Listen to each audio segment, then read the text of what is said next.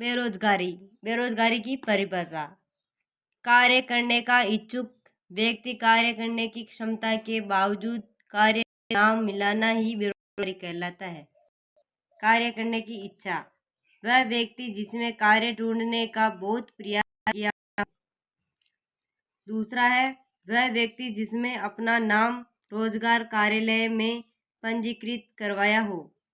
कार्य का अर्थ, कोई भी की गई क्रिया जो उत्पादन को बढ़ावे।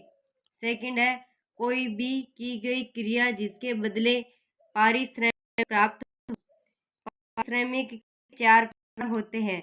पहला है मजदूरी, वेतन, फीस, कमीशन। पारिश्रमिक के 4 प्रकार होते हैं।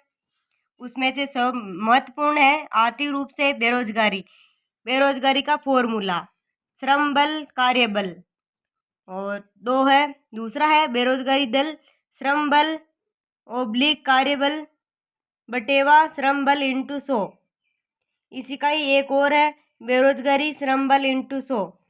श्रम बल का भार, वह व्यक्ति जिसकी उम्र 15 वर्ष से 59 वर्ष हो और वह श्रम भाग माना जाता है। कार्यबल, वह व्यक्ति जिसकी उम्र 15 वर्ष से 59 वर्ष तक हो तथा वह कोई ना कोई कार्य से जुड़ा हो अर्थात धन की प्राप्ति कर रहा हो, कार्यबल का भाग माना जाएगा।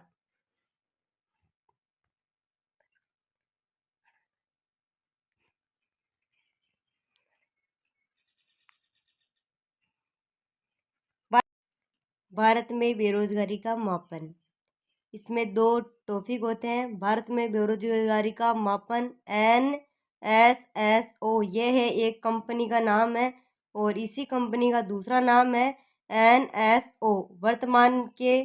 वर्तमान में इसके द्वारा किया जाता है तथा वर्तमान में CMI की full form central monitoring for Indian economy CMI नामक संस्था मासिक आधार पर जारी करती है। निजी संस्थान में बेरोजगारी की स्थापना 1973 में की गई है।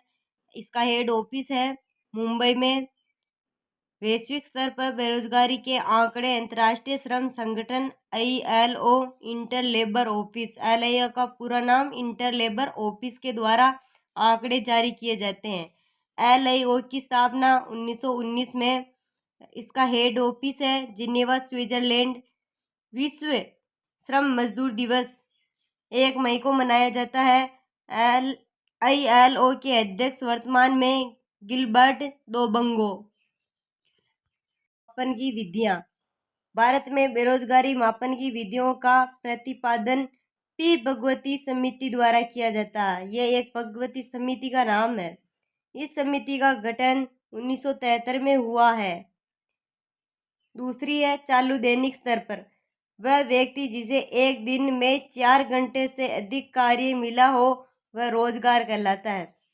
और इसी में वह व्यक्ति जिसे एक दिन में 4 घंटे से कम कार्य मिला हो वह बेरोजगार कहलाता है। पर इसे बोलते CWS। वह व्यक्ति जिसे एक सप्ताह में एक दिन कार्य मिला हो या 1 घंटे भी कार्य मिला हो वह रोजगार कहलाता है। वह व्यक्ति जो सप्ताह भर बेकाम कर हो रोजगार कहलाता है बेरोजगार। चालू सामान्य स्तर पर इसी को ही बोलते हैं CUS। वह व्यक्ति जिसे एक वर्ष में 373 दिन इंटू 8 घंटे से अधिक कार्य मिला हो वह रोजगार कहलाता है। वह व्यक्ति जिसे एक वर्ष में 273 दिन इंटू 8 घंटे से कम कार्य मिला हो वह बेरोजगार कहलाता है। इम्पोर्टेंट है ना। भारत में सेंट्रेंडर वर्ष 273 दिन इंटू 8 घंटे के अनुसार माना जाता है। दूसरा है भारत में NSO द्वारा बेरोजगारी मापन के लिए चालू सामान्य स्तर विधियां का प्रयोग किया जाता है। इसी में बेरोजगारी के प्रकार, स्वैच्छिक बेरोजगारी, जब कोई व्यक्ति समाज में प्रचलित मजदूरी दर पर कार्य करने की इच्छा ना रखता हो तो वह व्यक्ति स्वैच्छिक बेरोजगारी कहलाएगा। अनैच्छिक बेरोजगारी, इसी को ही खुली बेरोजगारी कहते हैं।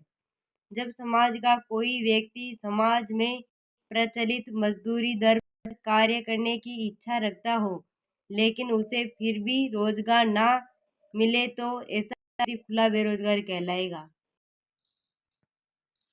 आकस्मिक बेरोजगारी, जब कोई व्यक्ति किसी प्राकृतिक या कृत्रिम आपदा या दुर्घटना के कारण कार्य से अलग हो तो ऐसा व्यक्ति आकस्मिक बेरोजगारी कहलाएगा। दूसरी है भिन्नात्मक या ऋणात्मक बेरोजगारी, जब कोई व्यक्ति अपने वर्तमान व्यवसाय को बदलना चाहता है तो नए व्यवसाय एवं पुराने व्यवसाय के मध्य उत्पन्न अंतर व्यवसाय से जब वह बेरोजगार रहता है तो ऐसी समस्या भिन्नात्मक या ऋणात्मक बेरोजगारी कहलाती है। बेरोजगारी, जब व्यक्तियों को रोजगार ऋतु या सीजन के अनुसार मिले तथा बाकी समय खाली रहे तो उसे मौसमी बेरोजगारी कहते हैं तथा ऐसी समस्या मौसमी बेरोजगारी कहलाएगी। इसी में यह शिक्षित बेरोजगारी, पढ़े लिखे लोगों को रोजगार ना मिलना शिक्षित बेरोजगारी कहलाता है। तकनीकी बेरोजगारी, जब श्रम शक्ति का स्थान मशीनों द्वारा ले लिया गया हो तो उस उत्पन्न बेरोजगारी तकनीकी बेरोजगारी कहलाएगी। अर्ध बेरोजगारी, जब किसी व्यक्ति के पास रोजगार तो है लेकिन वह रोजगार उसकी क्षमता के अनुरूप नहीं हो तो ऐसी व्यक्ति अर्ध बेरोजगारी कहलाएगा।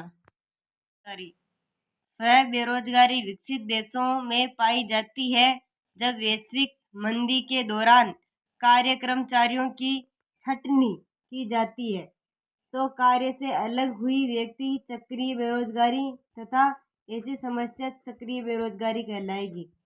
10वां नंबर की है संरचनात्मक या ढांचागत बेरोजगारी, जब किसी राष्ट्र में अर्थव्यवस्था के पिछड़ेपन तथा आधारभूत साधनों की कमी के कारण उत्पन्न बेरोजगारी संरचनात्मक बेरोजगारी कहलाती है। भारत जैसे देशों में यही बेरोजगारी पाई जाती है। 11वां नंबर की इलाइज बेरोजगारी, ऐसी बेरोजगारी जो लंबे समय तक व्याप्त रहे अर्थात दीर्घ काल तक रहे, ऐसी बेरोजगारी लाइलाज बेरोजगारी कहलाएगी।